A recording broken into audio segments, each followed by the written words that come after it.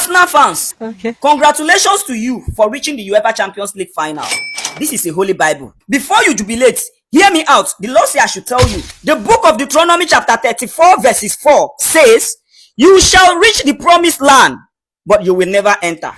You shall see the promised land with your two korokoro eye. You will see it, but you will never step your foot on it. Somebody shout hallelujah. That is to say, you will reach the final of the UEFA Champions League. As a matter of fact, they will bring out the UEFA Champions League trophy and place it for you to see. You shall see the UEFA Champions League trophy with your eyes, but you will never touch it with your hand. Can somebody shout hallelujah? Ouch! It has been written that you will reach the promised land. You will see it, but you will never step your foot on it. Can somebody shout hallelujah? Imagine Bukayo Saka saying everybody knows who they want. Because you think you can revenge against PSG. Just watch this. You know deep down who we want to face. That's what I'll say. Oh, go on, Bukayo. You know deep down who we want to face. That's what I'll say. Oh, go on, Bukayo. So Arsenal really think they can have a revenge against PSG because PSG literally knocked your ass out of the UEFA Champions League last season. So you believe that this season you can have a revenge against PSG. Arsenal, I am here to tell you that the winner of the UEFA Champions League semi-final between Bayern Munich and PSG has automatically become the winner of the 2025-2026 UEFA Champions League final. There is no two ways about it. My name is Oncho Baby. I am a football talker. See you in my next video. Arsenal fans, to be forewarned is to be forearmed. Leave all this mouth when they make. You see all this PSG is small, PSG is better. I always wanted Paris Saint-Germain. Bayern Munich could have troubled us. Leave all this thing you are saying. Just pipe low. Maintain peace until you play this match and win this match. That should be the focus. I've seen almost every Arsenal content creators. PSG is nothing. PSG is small. We are going to win them. I always want to play against Paris Saint-Germain. And when you check our squad right now, our squad is better than squad last time. See, let me tell you something. You see this PSG team? Yeah? See this PSG team? When you want to play defensive-minded game, they are in. That's your pattern. They are very, very good in that. When it comes to attacking like mad dogs, these guys, they are in. So Arsenal fans, leave all these things. See this Paris Saint-Germain. See, the more you make all this kind of comment, I see Chelsea speaking through you. Now, so Chelsea take talk. Oh. This is what Chelsea were saying. That give us PSG, give us PSG. PSG wounded them, destroyed their lives. Since then till now, they never recover. So leave all these talks. Don't be like Chelsea. Maintain calm and win this match. This is the first time you most likely have opportunity to win it in a very, very long time. This is the first time in 20-something years. So do everything you can to at least win this one. Make una just at least when you go to the Premier League, Champions League winners, you come out. Not be to the make mouth. See this PSG team, these guys. First, you can actually see that it looks like they are favored to win this team because when you watch that yesterday match, you understand that so many things were going their way despite that match being at Allianz Arena. Now imagine what will happen in the finals. Arsenal, be very careful. To be forewarned is to be forearmed.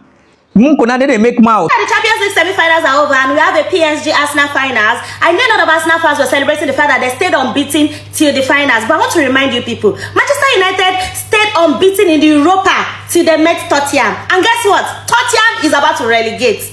So I am not saying that will be your fate. If it is the PSG that I know, not the PSG that allowed Chelsea to come and claim the FIFA Club World Cup, because I saw that game live, allowing Kopama have a brace in the first half. But this particular PSG came back and massacred Chelsea. And did you guys remember that they were the one who knocked out Chelsea in the Champions League? So hopefully PSG doesn't make that mistake of allowing Arsenal go. Please hold them tight like Pharaoh. I will not let my people go. But then Arteta is lucky because he has first 11 and second 11 that he can use. Luckily, Saka is back in form. It was fantastic against Fulham, against Atletico Madrid. But it brings me to the question: can any Arsenal players, is it Gyökeres, is it Havertz, is it Trossard, is it even Saka, can they actually face the front line of PSG? We're talking about Dembele, Bakola, Ezridue, Joao Neves. Are you seeing that front line? So I'm not about to talk. And if we're talking about the defense, do you want to compare Gabriel and Nuno Mendes? Okay, but we'll see about it. The finals is about to be entertaining. 30th of May, and the Butlers shall show us what they are about. But as usual, why argue with an Arsenal fan when you can wait? Your dreams are valid. I will not be the one advising you. But pray Arteta do not bottle this particular trophy. I want the people to stop comparing Olise to Yamal. You people not here, you people not learn. I say Yamal is not that boy's mate. Olise seniors him, but Yamal is not his mate. I made that thing clear. And now look at it. Olise is receiving dragging that he doesn't deserve. Because every player has a bad game. There's nothing wrong with what Olise played today. I've seen players, world-class players, have worse games. I've seen Messi, I've seen Ronaldo, I've seen these guys have bad games. When people will put him inside a conversation that he has no business being in. Olise is better than Yamal for what? Is it the dribbling? The only thing you can even tell me Olise is better at, maybe a little bit, is his finishing. Because Yamal still needs to work on his finishing. But apart from that, there is no facet of football you can tell me Olise is better than Yamal at. And I was saying this thing clearly. Everybody you people see, you want to compare to Yamal. Now Kvaratskhelia versus Yamal. This one versus Yamal. If you people praise somebody without comparing them to Yamal, wouldn't they go far? Wouldn't they do well? Once a player starts doing well, an attacking player, Yamal, better than Yamal. Yamal overrated. But I always compare him to Yamal. The SI units for good attackers, the SI units for wingers. And I have seen it again today. There's nothing wrong with Olise. Olise did it versus Madrid, home and away. Olise did it versus PSG, first leg. He was there. He performed. He has had a world-class, amazing campaign so far. UCL campaign very well so far. But when we put people in conversation that they're not supposed to be inside, this is the outcome. That the good things that they have done so far will get pushed to the side, and people will just focus on, you compare to Yamal. What did he do today? You don't know him. No. Stop putting people in conversation they don't belong to. Olise is not in the same conversation with Yamal. I will say it any day. In fact, I don't believe any winger right now is in the same level with Yamal. It's not just there. This Dembele Ballon d'Or scam must stop. Right now, it is a scam. Dembele has not been PSG's first, second, or third player this season. I am of the belief that yes, performance in the second half of the season holds more weight than performance in the first part of the season. Why? Because all the quarterfinals, semi-finals, all the knockout games, all the finals are in the second part of the season. So when you score a goal in a final of the Champions League or in game week 38, when you are chasing the title, it will be more valuable than a goal in the first half of the season. But if those players that performed in the first half don't perform in that first half, that means your goals in the second half will be useless because you will not be in the position to perform. If you look at Kvaratskhelia, he has scored more goals in the UCL, giving more assists in the UCL. He became the first player to score an assist in the I think 7 knockout rounds in a row in the Champions League. 7 knockout rounds in a row in the Champions League. Kvaratskhelia has scored or assisted. But he's not getting any praise. I'm seeing Dembele Ballon d'Or. Vitinha has been up there. Joao Neves has been up there. Pacho, their defender. Safanos has been more consistent than Dembele. So how is it Dembele Ballon d'Or thing coming? I still believe that players like Harry Kane, players like Yamal, players like Mbappe, yes, have had a better individual season than him. They have been more consistent. You have to show a certain level of consistency in the first half and then in the second half for it to be considered for the Ballon d'Or. At this point, this is a scam. If you are saying Dembele for the Ballon d'Or, then Kvaratskhelia should be up there for the Ballon d'Or too. It is common sense. It is just common sense at this point. So for me, it does not make sense. I feel it is unfair to the other PSG players because right now it's not even PSG. He has not been PSG best player this season. Every time Dembele will come and be talking, if you don't press, bro, why will you not press? Last game for PSG in the league, you were on the bench for 90 minutes, you did not play. You come to this game, you play only 60 minutes, you go and rest again. You will not play again most likely until the Champions League final, or you just play a few minutes to protect you. Why will you not press? How many games have you played in the league? And at this point of the season, you are playing only 19 games in the league. That does not make sense. Just because their league is so weak, their league has basically no competition and they can rest their players and still win the league, does not mean that the other players that have to play game in, game out should not be punished for it. It makes no sense. This is not hate on Dembele. I really like the guy. I really like what he's about to achieve. But saying back-to-back Ballon d'Ors, for me, I don't see him as the favorite for the Ballon d'Or. I don't. He has done so well scoring all these goals, but if you look at today's self, Kvaratskhelia did the main job for that goal. So if you are saying Dembele should be there, Kvaratskhelia should be there too. On today's episode of Keeping Up with Real Madrid, we have another blockbuster, another exciting, another thrilling episode on our hands. So today's news is that Aurelien Tchouameni and Fede Valverde had a fight in training today. They almost physically fought, and it got more intense in the locker room. When I told you guys that you should go and cancel all your subscriptions and focus on Real Madrid, the greatest reality TV series of modern time, you people thought I was joking. I told you. Yesterday, it was that Mbappe had a disagreement with one of the training staff. Then Rudiger, they say he fought a training staff. Then what the other thing? Mbappe's camp replied yesterday. Yesterday, still, they still started a petition to get Mbappe out of the club. And that petition has over 12 million signatures as of today. They started another petition to keep Mbappe in the club. That other petition has over 11 million signatures. And now today, Tchouameni and Fede Valverde are fighting. This is from a very, very reliable source. The drama at Real Madrid. I told you right now that there is no Netflix or is it Prime or what are these other streaming services that can give you the kind of drama. If you are bored in life, if you don't have what to watch, if you don't know what to do with your life, just stay in touch with Real Madrid news. Something Fabrizio still released news this night too, that many things are wrong at Real Madrid, many internal conflicts, many fighting, that he said in the next 24 hours he'll be releasing a lot of news. Fabrizio said this one. So strap on your seatbelt because there's a lot going to come out of the club. The locker room is obviously in a mess right now. The locker room is gone.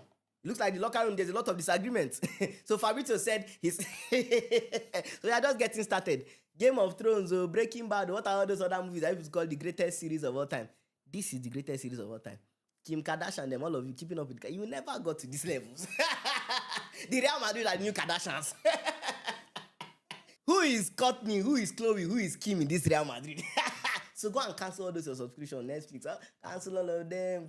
Subscribe to Adika to keep up with the Kardashians because I'll be giving all the news steady.